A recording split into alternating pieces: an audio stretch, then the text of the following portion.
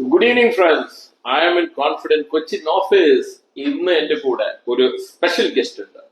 നിങ്ങൾക്ക് എല്ലാവർക്കും സുപരിചിതമായിട്ടുള്ള നമ്മുടെ Jinto, the winner of Bigg Boss 6 season Malayalam.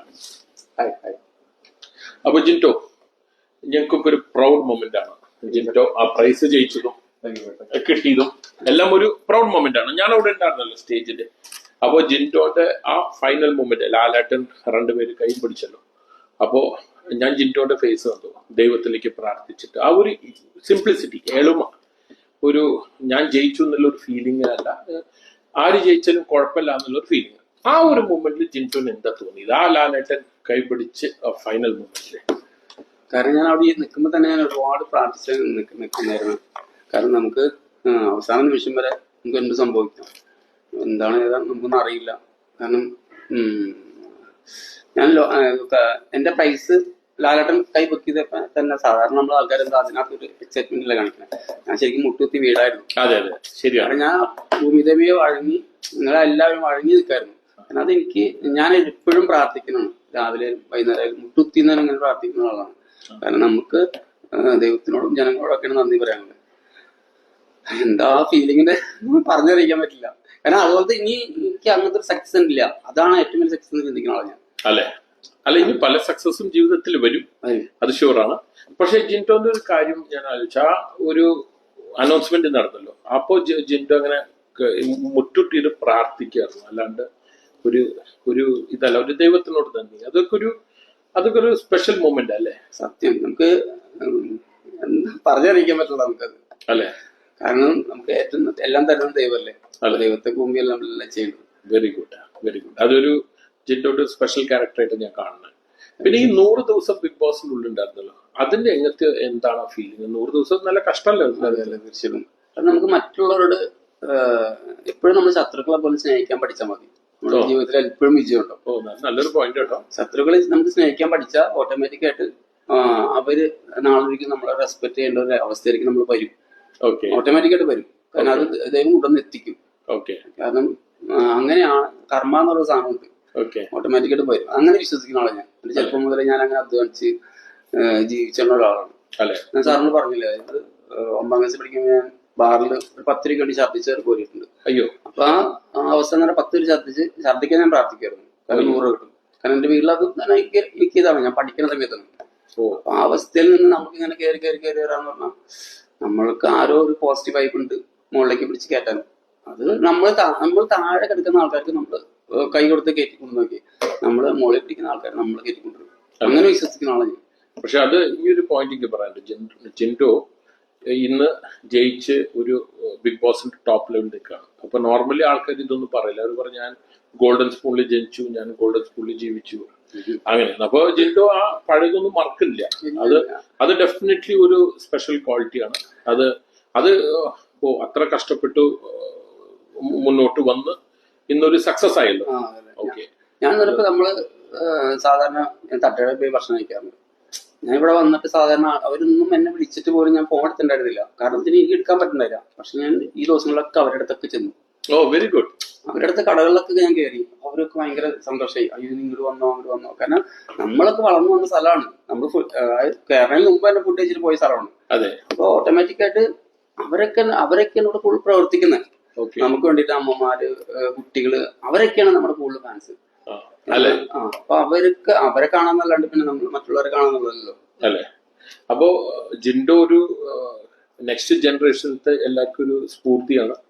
പിന്നെ ഇപ്പൊ അവിടെ ചെക്ക് കൊടുത്തല്ലോ. അപ്പൊ ജിൻറ്റോ പറഞ്ഞു നമ്മുടെ സ്റ്റാഫിനും ട്രൈ ചെയ്യാന്ന്. അത് അത്ര ഈസി ആയിട്ടുള്ള കാര്യമില്ലാന്ന് എനിക്കറിയാം. ഇതൊരു 100 ദിവസം അവിടെ നിന്ന് അതൊരു തപസ്യാണ്.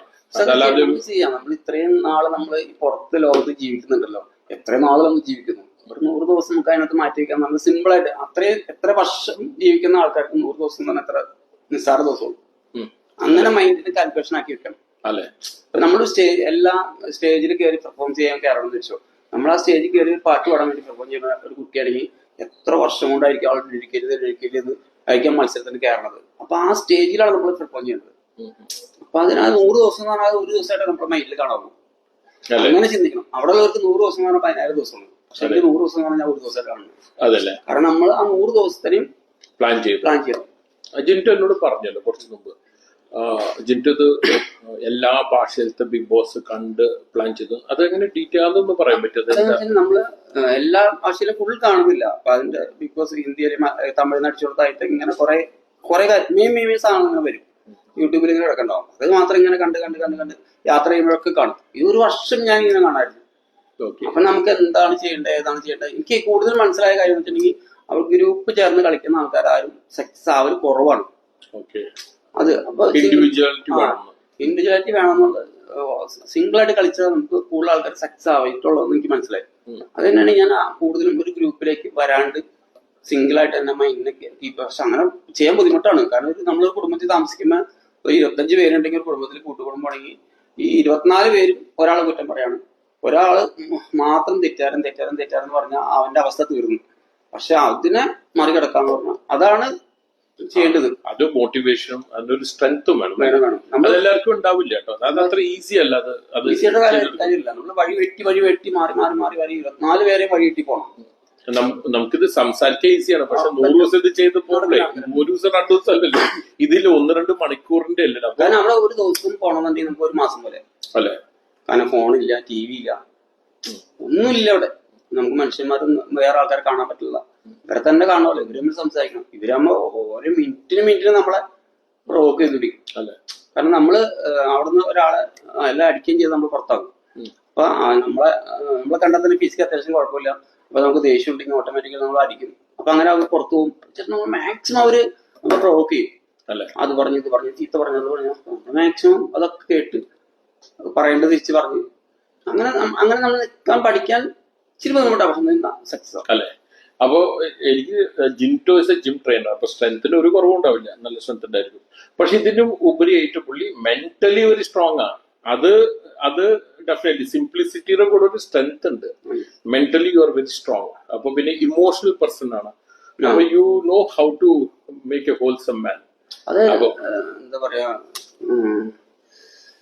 മനുഷ്യന് എല്ലാ വികാരങ്ങളും ഉണ്ട്. സന്തോഷം വരുമ്പോൾ തുള്ളിച്ചാടാനും സങ്കടം വരുമ്പോൾ പൊട്ടിക്കരയാനും മുഖത്ത് സ്വേദവാദങ്ങൾ വരുത്താനുള്ള കഴിവ് മനുഷ്യന് ജന്മസിദ്ധമാണ്. എല്ലാവർക്കും ജന്മസിദ്ധമാണ്. അപ്പൊ അത് നമ്മൾക്ക് കരയാൻ വരുമ്പോൾ കരയും, ചിരിക്കാൻ വരുമ്പോൾ ചിരിക്കും. അതെല്ലാവരും ഉണ്ട്.